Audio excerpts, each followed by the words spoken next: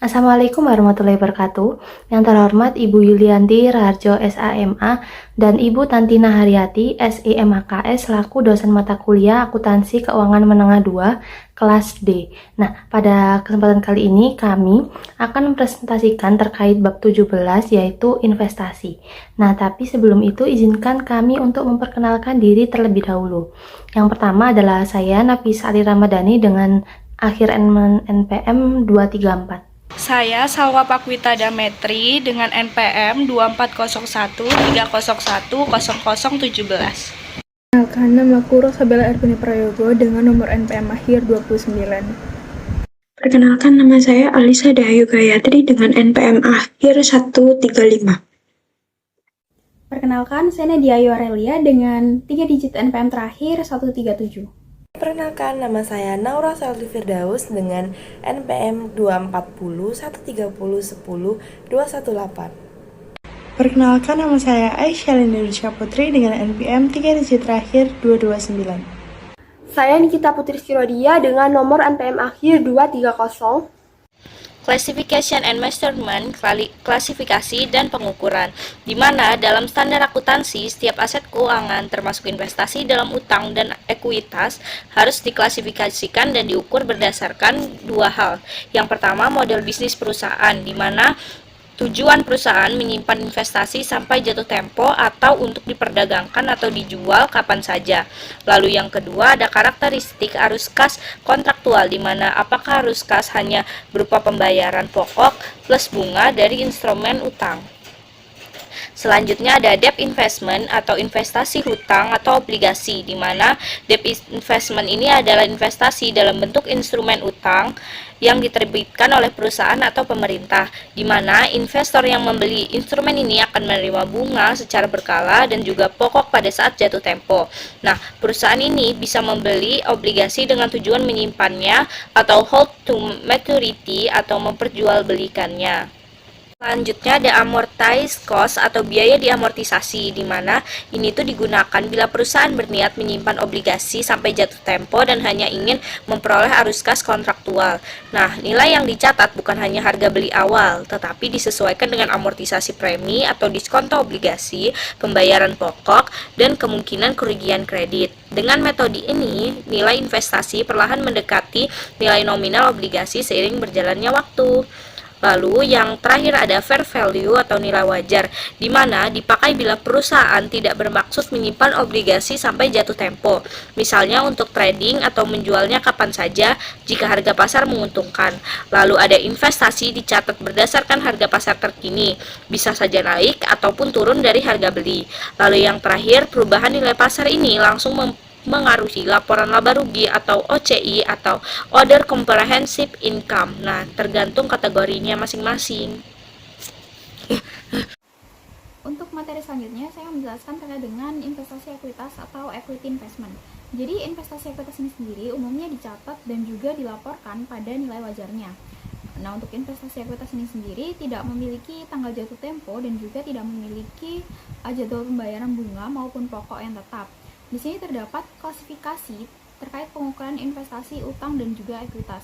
Yang pertama, klasifikasi utang itu dibagi ke dalam dua penilaian kriteria akuntansi. Yang pertama yaitu memenuhi uji model bisnis atau disimpan untuk ditagih dan juga arus kas kontraktual. Nah, untuk pengukurannya yaitu melalui biaya perolehan yang diamortisasi. Kemudian untuk klasifikasi utang yang kedua yaitu tidak memenuhi uji model bisnis seperti perdagangan, disimpan untuk ditagih dan juga dijual. Nah, ini tuh pengukurannya melalui nilai wajar. Kemudian klasifikasi terkait ekuitas itu yang satu yaitu tidak memenuhi uji arus kas kontraktual dan pengukurannya melalui nilai wajarnya. Selanjutnya terdapat 3 klasifikasi dari surat utang. Yang pertama yaitu held for collection atau dipegang untuk dikoleksi. Jadi investasi yang dimiliki dengan tujuan menyimpan aset untuk mendapatkan arus kas kontraktual. Nah, penilaian dari surat utang ini yaitu diamortisasi dan keuntungan atau kerugian ini tidak diakui sebelum direalisasikan. Kemudian yang kedua yaitu held for collection and selling atau dimiliki untuk dikoleksi dan dijual. Artinya investasi yang dimiliki dengan tujuan untuk mengumpulkan arus kas kontraktual dan menjual aset kas keuangan tersebut. Nah, untuk penilaian dari aset ini yaitu menggunakan nilai wajar Dan keuntungan atau kerugian ini diakui sebagai pendapatan komprehensif lain dan sebagai komponen ekuitas yang terpisah. Kemudian yang ketiga yaitu trading securities atau perdagangan. Jadi semua investasi utang yang tidak disimpan untuk ditagih atau disimpan untuk ditagih dan dijual. Jadi investasi ini tuh dibeli dan disimpan terutama untuk dijual dalam jangka waktu yang pendek untuk menghasilkan pendapatan dari selisih harga jangka pendek. Untuk penilaian sendiri yaitu menggunakan nilai wajar, dan keuntungan atau kerugian ini diakui dalam laba bersih. Nah, selanjutnya di sini ada held for collection atau HFC. Nah, ini tuh mengenai investasi obligasi. Nah, held for collection ini sendiri merupakan kategori investasi obligasi yang dimiliki dengan tujuan utama untuk dikoleksi hingga jatuh tempo. Perusahaan tidak berniat untuk menjual obligasi sebelum jatuh tempo sehingga perlakuan akuntansinya menggunakan biaya diamortisasi. Nah, di sini ada penjelasan sedikit yaitu aspeknya di tujuan investasi untuk perlakuan akuntansinya di HFC ini yaitu dikoleksi hingga jatuh tempo. Kemudian pengukurannya itu diukur dengan biaya diamortisasi. Lalu pendapatan bunga akan diakui di laba rugi saat diperoleh. Nah, untuk laba rugi jika belum direalisasi itu tidak akan diakui. Lalu ada penyesuaian nilai wajar. Nah, di kasus ini itu tidak akan dilakukan kecuali ada penurunan nilai. Nah, lalu di sini ada contoh perhitungan HFC. Soalnya sendiri ada dari Robinson SE membeli obligasi Evermaster AG senilai 100.000 dengan kuponnya 8%, kemudian pada 1 Januari 2022 dengan harga diskonto 92.278 euro. Yield efektifnya itu 10% dengan bunga dibayar tiap 1 Juli dan 1 Januari. Lalu karena Robinson menggunakan basis tahun kalender, ia mengakumulasi bunga dan mengamortisasi diskon pada 31 Desember 2022. Nah, Robinson akan menjual investasinya dalam obligasi Evermaster pada 1 November 2024 dengan harga 99,75 ditambah bunga yang sudah terakumulasi. Lalu Robinson akan mencatat penjualan obligasinya. Nah, di sini ada tabel perhitungannya. Isinya ada tanggal, nilai buku awal, bunga efektif, bunga kupon, amortisasi diskonto, serta nilai buku akhir. Nah, kita ambil contoh di tanggal 1 Juli. Karena di 1 Januari kita belum menghitung apa-apa, di 1 Juli kita menghitung nilai buku awal itu dari nilai buku akhir, yaitu 92.278. Kemudian kita hitung dari 1 Januari ke 1 Juli itu ada berapa bulan, kita hitung karena tanggal 1 Januari, jadi Januarinya ikut dihitung. Berarti perhitungannya Januari, Februari, Maret, April, Mei, Juni. Nah, kenapa kita berhenti di Juni? Karena ini perhitungan itu 1 Juli, which is 1 Juli itu kita belum 1 bulan kan, jadi Juli nggak dihitung, kita berhenti di Juni. Itu ada 6 bulan. Berarti perhitungannya untuk bunga efektif itu 92.278 dikali dengan 10%, kemudian dikali dengan 6/12. Nah, itu hasilnya di 4.614. Kemudian perhitungan bunga kupon itu di 100.000 dikali dengan 8%, kemudian dikali 6/12, hasilnya 4.000. Nah, amortisasi diskonto ini tuh didapat dari bunga efektif dikurangi dengan bunga kupon sehingga hasilnya 614. Nilai buku akhir itu dari nilai buku awal ditambah dengan amortisasi diskontonya yaitu di sini 92.278 ditambah 614 hasilnya menjadi 92.892. Nah, hal ini berlaku terus ke bawah. Namun ada yang berbeda tuh di 1 November karena dia cuma 4 bulan.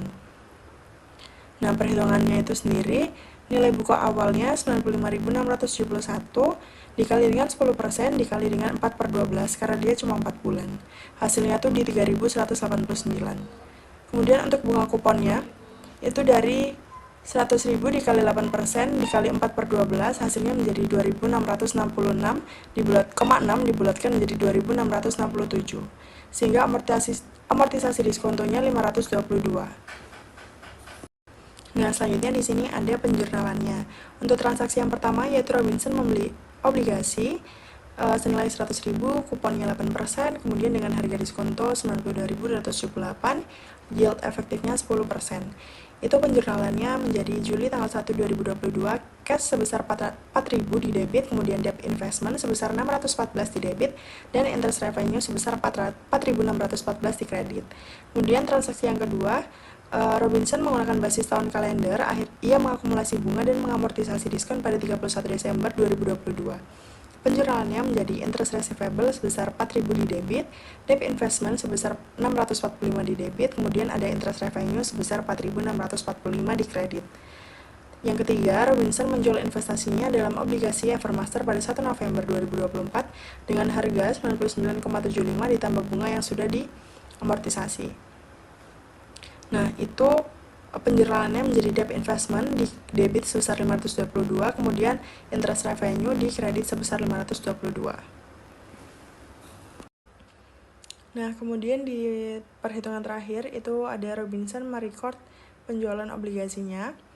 Nah, penjuralannya itu ada cash di debit, kemudian sisanya di kredit itu ada interest revenue, debt investment, gain on sale of investment. Nah, untuk nominal cashnya sendiri itu didapat dari 99.750, itu dari selling price of bonds-nya, itu dari soal, kemudian ditambah dengan 2.667 itu dari bunga kupon. Nah, sehingga total cash-nya itu di 102.417. Kemudian di kredit itu ada interest revenue sebesar 2.667 dari 4/6 dikali 4.000. Kemudian ada debt investment sebesar 96.193, itu dari amortisasi cost di Juli di tanggal 1 yang sebesar 95.671 dikurangi dengan diskon amortisasi sebesar 522 sehingga hasilnya 96.193. Kemudian gain on sale of investment itu sebesar 3.557 didapat dari selling price of bond dikurangi dengan debt investmentnya atau diskon amortisasi total dari book value of bond-nya. Di sini saya akan menjelaskan mengenai debt investment held for collection and selling atau HFCS. Yang bisa diartikan yaitu investasi utang yang dipegang untuk ditagih dan dijual. Pada model HFCS ini akan mengakui nilai wajar pada laporan posisi keuangan, karena perusahaan dapat memilih untuk menjual investasi utang yang dipegangnya. Perubahan nilai wajar pada laporan posisi keuangan ini akan diakui dalam pendapatan komprehensif lain dan bukan diakui dalam laporan laba rugi. Tujuannya yaitu untuk meminimalkan volatilitas laba bersih. Ketika investasi hutang yang dipegang akan dijual, perusahaan akan mengakui keuntungan atau kerugian pada laporan laba rugi dengan mendaur ulang jumlah yang tercatat dalam akumulasi pendapatan komprehensif lain ke dalam laporan laba rugi. Terdapat konsep yang mendasari hal ini, yaitu mengakui keuntungan dan kerugian yang belum direalisasi dalam ekuitas, yaitu merupakan penerapan konsep pendapatan komprehensif. Di sini saya akan menjelaskan mengenai contoh soal dari single security. Asumsikan bahwa Graf membeli obligasi senilai 100.000 pound dengan 10% dan berjangka waktu 5 tahun dari tanggal 1 Januari 2022 dengan bunga yang akan dibayarkan pada tanggal 1 Juli dan 1 Januari. Obligasi tersebut dijual dengan harga 108.111 pound yang menghasilkan premi obligasi sebesar 8.111 pound dan tingkat bunga efektif sebesar 8%. Pada 1 Januari 2022, Graf mencatat pembelian obligasinya dengan mendebit debt investment atau investasi utang dengan nominal 108.111 dan cash pada kredit senilai 108.111. Selanjutnya, Graf akan membuat entry untuk mencatat pendapatan bunga pada tanggal 1 Juli 2022 yang jurnalnya sebagai berikut. Mendebit cash atau kas sebesar 5.000 dan akan mengkredit debt investment atau investasi utang sebesar 676 dan interest revenue atau pendapatan bunga sebesar 4.324. Nominal-nominal tersebut didapat dari perhitungan yang tertera pada slide. Nominal kas sebesar 5.000 didapat dari 100.000 pound, yaitu harga obligasi yang dibeli, kemudian dikalikan dengan 10%, dan kemudian dikalikan dengan jangka waktu dari Januari hingga Juli, yaitu 6/12. Kemudian nominal 4.324 yaitu pendapatan bunga didapat dari 108.111 pound, yaitu harga jual obligasi. Yang kemudian dikalikan dengan 8%, yaitu tingkat bunga efektifnya, dan dikalikan dengan jangka waktu lagi, yaitu 6/12. Dan untuk nominal debt investment atau investasi utang diperoleh dari selisih antara nominal cash yaitu 5.000 dikurangi dengan interest revenue atau pendapatan bunga sebesar 4.324. Kemudian Graf juga akan membuat entry untuk mengakui pendapatan bunga pada tanggal 31 Desember 2022. Jurnalnya yaitu mendebit interest receivable sebesar 5.000, kemudian mengkredit debt investment atau investasi utang sebesar 703, dan interest revenue atau pendapatan bunga sebesar 4.297. Untuk nominal debt investment atau investasi utang didapat dari selisih interest receivable atau piutang bunga dikurangi dengan interest revenue atau pendapatan bunga. Nantinya hasilnya, Graf akan melaporkan pendapatan bunga untuk tahun 2022 sebesar 8.621 pound yang diperoleh dari 4.324 pound ditambah dengan 4.297 pound. Dan untuk menerapkan nilai wajar pada investasi utang ini, dapat diasumsikan bahwa pada akhir tahun nilai wajar obligasi yaitu 105.000 pound dan nilai tercatat investasinya yaitu 106.732 pound. Dengan membandingkan nilai wajar ini ya atau yang ada dengan nilai yang tercatat obligasi pada tanggal 31 Desember 2022, Graf akan mengakui kerugian kepemilikan yang belum direalisasi sebesar 1.732 pound, yaitu didapat dari 106.732 pound dikurangi dengan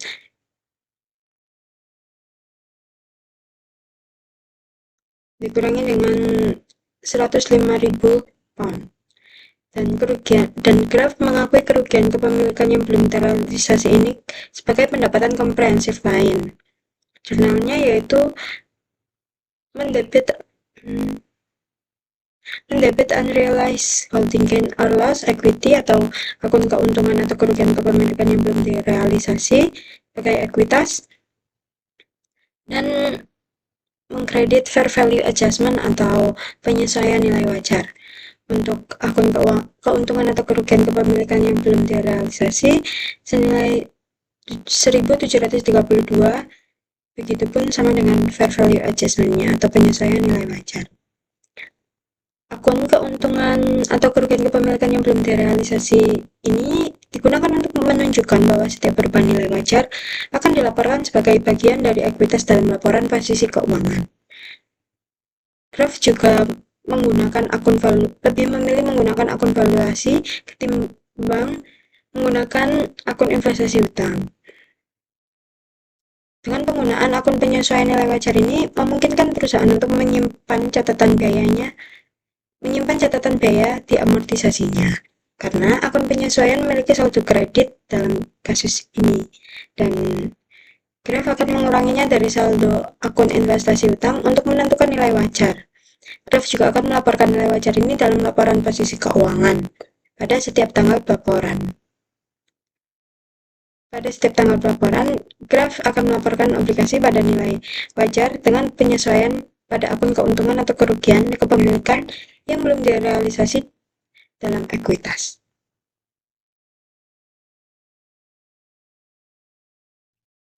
Selanjutnya saya akan menjelaskan mengenai contoh dari portfolio of securities. Dapat diasumsikan bahwa Web AG memiliki dua sekuritas utang yang diklasifikasikan sebagai yang disimpan untuk dikoleksi dan yang dijual. Pada slide sudah tertera gambarnya. Dapat dianalisis bahwa nilai wajar portofolio HFCS yang dimiliki oleh Web AG yaitu 284.000 euro. Dan memiliki keuntungan bruto yang belum direalisasi sebesar 10.063 euro. Dan BPAG juga memiliki kerugian bruto yang belum direalisasi sebesar 19.600 euro.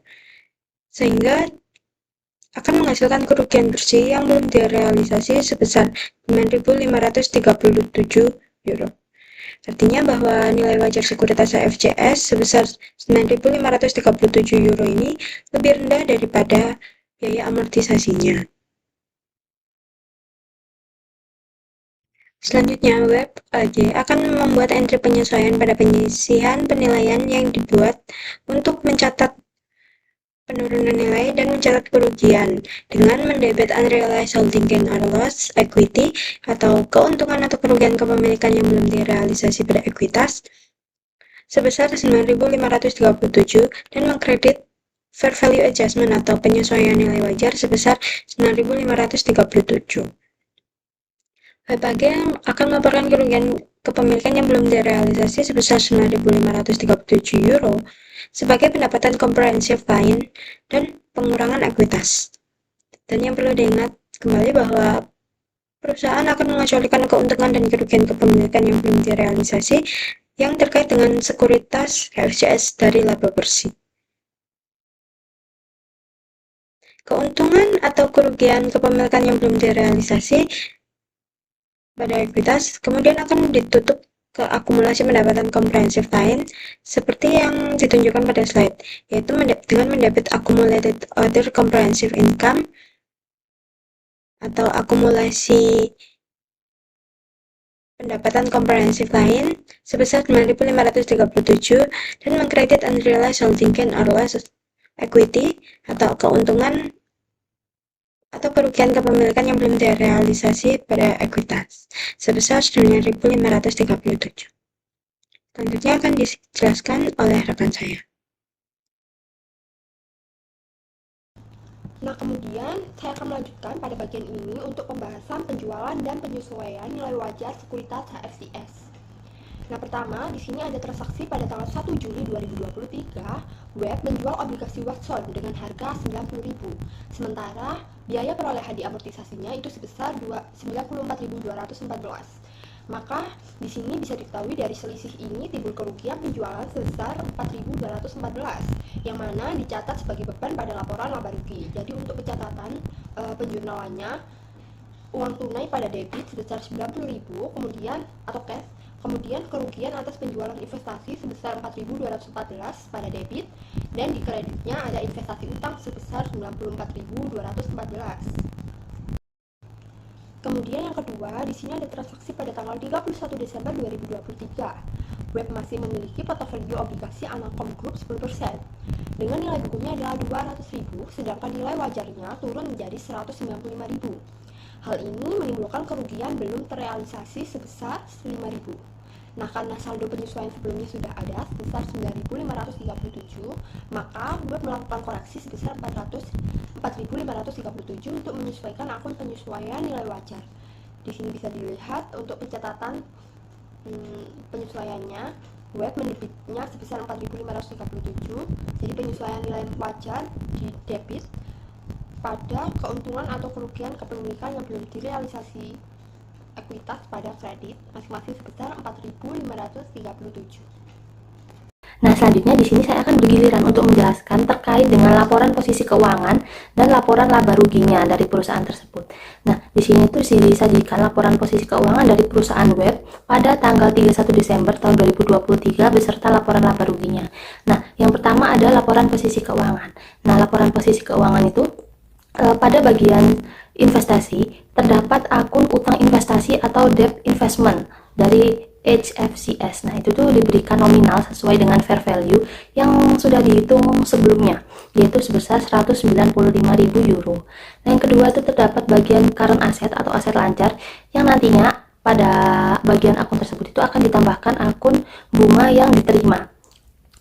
Nah, namun pada perusahaan ini itu tidak terdapat akun bunga sehingga nominalnya tidak perlu diisi. Yang selanjutnya itu terdapat pada bagian ekuitas. Nah, akun yang ada di ekuitas itu yaitu akumulasi kerugian komprehensif lainnya atau accumulated other comprehensive loss. Nah, hal tersebut itu didapat dari selisih antara biaya amortisasi sebesar 200.000 euro yang sudah dihitung pada perhitungan sebelumnya dengan fair value yaitu sebesar 195.000 euro, sehingga didapatkan nominal antara selisih dari kedua akun tersebut itu sebesar 5.000 euro yang nantinya akan dimasukkan pada akun akumulasi kerugian komprehensif lainnya. Nah, setelah laporan posisi keuangan selesai, terdapat laporan laba rugi. Nah, laporan laba rugi itu berisi akun-akun pendapatan atau beban lainnya yang dihasilkan sama perusahaan. Nah, untuk pendapatan bunga di sini karena tidak ada bunga yang diperoleh oleh perusahaan, maka tidak perlu diberikan nominal atau tidak perlu diisi. Nah, selanjutnya ada kerugian atas penjualan investasi atau loss on sale of investment. Nah, itu sebesar 4.214 euro. Nah, nominal tersebut itu diperoleh dari biaya amortisasi yang telah dihitung sebelumnya itu sebesar 94.214 euro dikurangi dengan harga jual obligasinya yaitu sebesar 90.000 euro, sehingga kerugian yang diperoleh ini itu sebesar 4.214 euro. Nah, namun terdapat beberapa penjelasan terkait dengan financial position dan laporan laba rugi yang telah diberikan oleh PT Web ini. Nah, beberapa pihak ini tuh memasukkan keuntungan atau kerugian yang belum direalisasi ke laba bersih, bukan ke pendapatan komprehensif lainnya.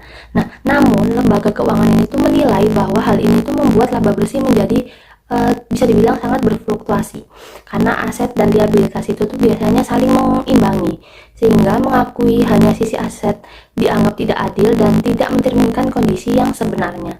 Nah, IASB kemudian memutuskan bahwa keuntungan atau kerugian belum direalisasi dari investasi utang itu nantinya akan diklasifikasikan sebagai disimpan untuk ditagih dan dijual, sehingga nantinya itu tidak dimasukkan ke laba bersih. Meski begitu, masalah volatilitas modal tetap ada. Yang penting bagi lembaga keuangan itu karena terkait aturan dari modalnya sendiri. Nah, selain itu, perusahaan masih bisa mengatur laba bersih dengan menjual aset yang untung dan menahan aset yang rugi. Selanjutnya saya akan membahas tentang debt investment trading, di mana artinya adalah investasi utang yang dibeli dan disimpan terutama untuk dijual dalam jangka waktu dekat guna mendapatkan keuntungan dari perubahan harga jangka pendek. Nah, investasi ini itu biasanya dimiliki oleh perusahaan yang mengelola portofolio investasi secara aktif dan mengevaluasi kinerja investasi berdasarkan nilai wajar. Kemudian itu ada akuntansi dan pelaporan debt investment trading, yaitu yang pertama itu investasi ini tuh diukur dan dilaporkan pada nilai wajar atau fair value. Kemudian yang kedua, setiap keuntungan atau kerugian yang belum direalisasikan itu diakui langsung dalam laba rugi.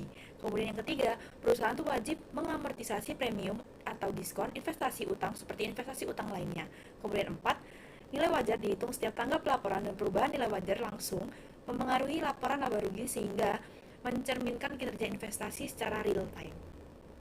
Selanjutnya ada contoh debt investment trading. Misalnya nih, Western Publishing itu memiliki portofolio investasi utang trading yang dicatat pada biaya perolehan sebesar 314.450 euro. Terus, pada tanggal pelaporan nilai wajarnya adalah 318.200 euro. Nah, sehingga terdapat keuntungan yang belum direalisasikan sebesar 3.750 euro dari hasil pengurangan 314.450 dikurangi 318.200 yang dicatat sebagai kenaikan fair value adjustment dan diakui dalam laba rugi. Nah, jadi ketika investasi dijual, perusahaan itu menghapus nilai investasi yang dicatat dan mengakui keuntungan atau kerugian realisasi dalam laporan laba rugi. Selanjutnya saya akan membahas tentang opsi nilai wajar. Seperti yang kita tahu, opsi nilai wajar merupakan metode pencatatan investasi utang yang didasarkan dengan nilai wajar, jadi bukan dari biaya yang diamortisasi. Jadi semuanya itu keuntungan dan kerugian akibat perubahan dari nilai wajar itu dicatat dalam laba rugi. Jadi bukan untuk mengatasi masalah antara pengakuan ataupun pengukuran. Nah, perusahaan itu bisa memilih opsi ini itu saat pertama kali membeli aset keuangan dan harus konsisten hingga aset tersebut itu tidak lagi dimiliki oleh perusahaan. Nah, di sini saya memiliki contoh kasus bahwa ada asumsi bernama Harry. Dia ini membeli obligasi yang diterbitkan oleh Bank Sentral Jerman. Nah, Harry itu berencana untuk menambah investasi utang jatuh tempohnya itu selama 5 tahun. Nah, di tanggal 31 Desember 2022, biaya amortisasi investasi ini itu sebesar 100.000 euro. Nah, nilai wajarnya di tanggal 31 Desember 2022 itu sebesar 113 euro. Nah, bila Harry itu memilih opsi nilai wajar untuk mencatat investasi ini, maka Harry itu akan membuat entry pada tanggal 31 Desember 2022 itu sebesar investasi utang obligasi Jerman sebesar 13.000 dan keuntungan atau kerugian kepemilikan yang belum direalisasikan pendapatannya sebesar 13.000. Nah, di situasi ini Harry itu menggunakan akun investasi utang ya untuk mencatat perubahan nilai wajar pada tanggal 31 Desember.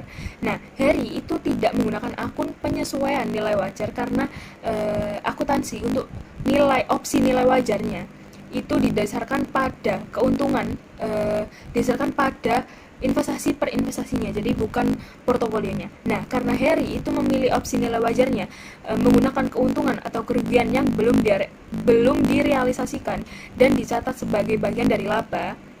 Nah, meskipun pengelolaan investasi tersebut itu menggunakan basis kepemilikan yang nantinya itu akan ditagih.